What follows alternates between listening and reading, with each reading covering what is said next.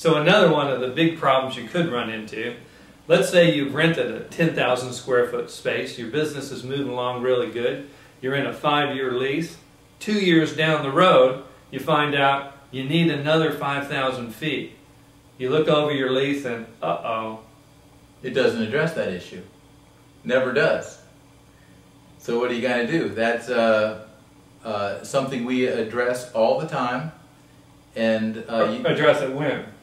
When you're negotiating the lease. If it's too late, if you've done your own deal or using somebody that's not quite as competent as they should be, then you have to go back to the landlord and try to negotiate something at that time, or just live with it. You can't expand now until your lease is up for renewal, or you have to move in a new space and pay rent on the old space, or who knows what. So the point is, there are clauses, expansion clauses that cover this in advance. What's going to happen if I need new space? Will the landlord provide me new space? What happens if he doesn't have bigger space?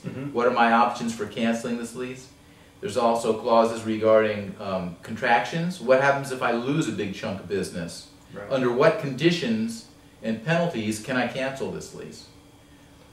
So it's important stuff that need to do. And then what happens if someone wants to buy the company and move everything else someplace else? Well, that hurts the deal if you've got a long-term lease obligation in that space. So there's a lot of clauses that may never happen, right, but it could end up costing you a ton of money if it does happen and you haven't thought about it in advance. So we're talking about an expansion clause and possibly a kick-out clause. Yeah, exactly. Sure. Well, in the event, as businesses change in ways that we may anticipate or expect, but we want to plan for. Right, That's exactly. the thing. And I'll tell you what the scary thing is for new businesses especially. How would you like to be starting a new business and the landlords typically want 3 to 5 year lease? Well, that's scary. I don't know if I'm going to even be in business in a year. I can't commit to all this and personal guarantees. I mean, this is a hard way to start a business. Well, with the right negotiation clauses and what your obligations are, and there's a lot of ways to handle that and soften the blow and make it a lot better.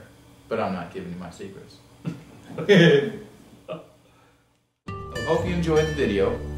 If you'd like to learn more about facility, site selection, lease negotiation, etc., go to the website below.